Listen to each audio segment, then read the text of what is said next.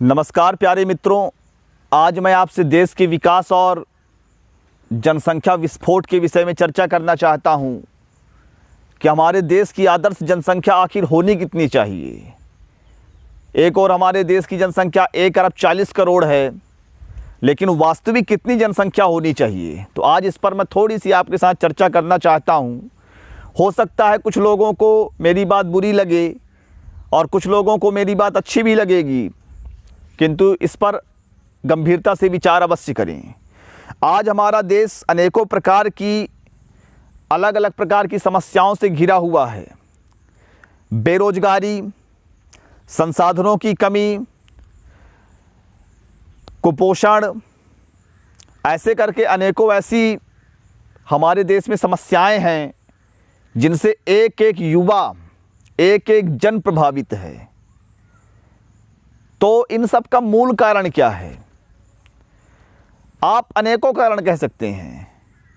कोई धर्म को कहेगा, कोई अशिक्षा को कहेगा, कोई और भी चीज़ों को कहेगा, लेकिन एक बहुत बड़ा कारण हमारी देश की दुर्दशा का जो है वह कारण है जनसंख्या विस्फोट। आप यह जान लीजिए कि मुझे लगता है कि हमारे देश में संसाधनों की कमी नहीं है, हमारे देश में रोजगार की कमी नहीं है, लेकिन समस्या सिर्फ इतनी हो गई है कि संसाधन की संख्या यदि 10 है तो उसका उपभोग करने वालों की संख्या 20 नहीं, शायद उसका उपभोग करने वालों की संख्या 50 है। इसलिए मारा मारी मची हुई है, लूट खसोट मचा हुआ है। लोग इतना असुरक्षित महसूस कर रहे हैं कि जो जहाँ जा रहा है वो लूटने की कोशिश कर रहा है, क्योंकि लोग संतुष्ट नहीं हैं, लोग अपने अस्तित्व को लेकर घबराए हुए हैं। अब प्रश्न आता है कि जनसंख्या विस्फोट जिसके कारण से अस्पतालों में बेड्स कम पड़ जाते हैं, नौकरियों में पदों की संख्या कम पड़ जाती है, वस्त्र, आभूषण और जितनी सामग्रियां हैं उनकी संख्या वास्तव में कम पड़ जाती है। तो ऐसे जनसंख्या विस्फोट से जब पूरा जनता परेशान है तो आदर्श जनसंख्या हमारे देश की कितनी होनी चाहिए। तो मैं बहुत ही कड़े शब्दों में आपसे कह रहा हूं कि भारत की आदर्श जनसंख्या यदि आप मुझसे पूछेंगे तो आदर्श जनसंख्या 40 करोड़ होनी चाहिए सिर्फ। यदि देश की जनसंख्या 40 करोड़ होगी तो यहाँ के संसाधन इतने प्रचुर मात्रा में उपलब्ध होंगे कि न नौकरियों की कमी होगी, न खाने पीने की कमी होगी, भरपूर आवास होंगे, भरपूर ज़मीनें होंगी, गाड़ी मोटर भरपूर लोगों के पास होंगी, किसी प्रकार की कोई कमी नहीं होगी। बस आप इतना जान लीजिए कि जनसंख्या को कम करिए, इस देश का कल्याण अपने आप हो जाएगा।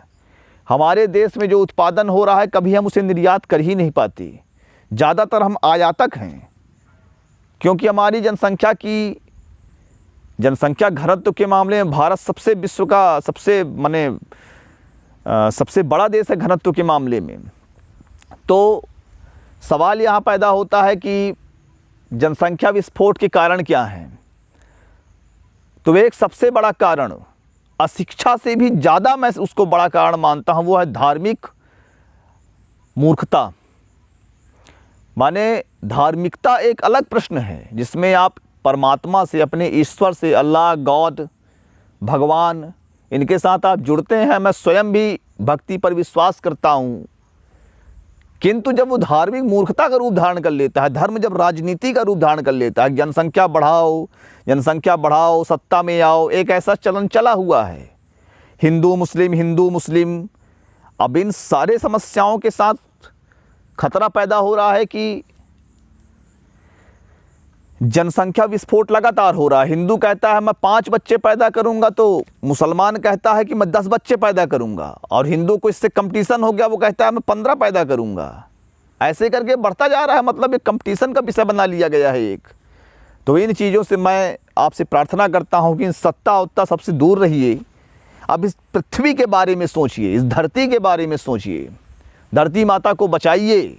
इस धरती में खाली मनुष्य ही ना रहें, मनुष्यों के साथ साथ यहाँ हाथी, शेर, हिरण, खरगोश, इन सब के लिए भी जगह छोड़िए कि पूरी पृथ्वी पर आप ही आप फैल जाएंगे। प्रकृति का सौंदर्य नष्ट मत करिए। आपकी आवश्यकताओं की पूर्ति के लिए जंगल काटे जाते हैं खेत बनाने के लिए, ताकि आपको अनाज पैदा करके खिलाया जा सके। आदर्श जनसंख्या में रहिए, धर्म की एक सीमा रखिए, भक्ति पूजा पाठ अपने परमेश्वर की प्राप्ति का साधन बनाइए धर्म को, ना कि आप धर्म को राजनीति का विषय प्राप्त बनाएं, आप उसे सत्ता प्राप्त करने का एक विषय बनाएं। क्योंकि धर्म में जब राजनीति घुसी है तब धर्म का पतन हुआ है और समाज का पतन हुआ है, राष्ट्र का पतन हुआ है। अब ये आपके देखिए, राजनीति में धर्म चला जाए तब तो परम कल्याण है, किंतु धर्म में राजनीति जब आ जाए तो ये महाविनाशकारी और बहुत निम्न स्तर की माने गुण होता है। धर्म में राजनीति नहीं होनी चाहिए, राजनीति में अवश्य धर्म होना चाहिए, अवश्य। तो मानवता का हित सबसे पहले, पृथ्वी का हित सबसे पहले, उसके बाद बाकी विषय। फिर से बोल रहा हूँ, आज मशीनों का युग है, श्रम का कार्य मशीन कर रहे हैं, तो आप तो इस पृथ्वी में फिर आनंद लीजिए, कम जनसंख्या रखिए, आनंद पूर्वक घूमिए फिरिए, पूरा संसार आपके लिए पड़ा है। मैं तो नहीं कहता कि आप हार्ड वर्क करिए, मशीनी युग आ रहा है, आप आनंद लीजिए जीवन का। आप मशीनों को उनका काम करने दीजिए। अरे आप मशीन भी बनाते जा रहे हो, कोल्हू के बैल जैसे पिसते भी जा रहे हो, तो तुम्हारा मशीन बनाने का क्या फ़ायदा। मशीन ऐसा दुनिया बनाइए कि लोग आनंद में रहें, मशीनों को उनका कार्य करने दीजिए।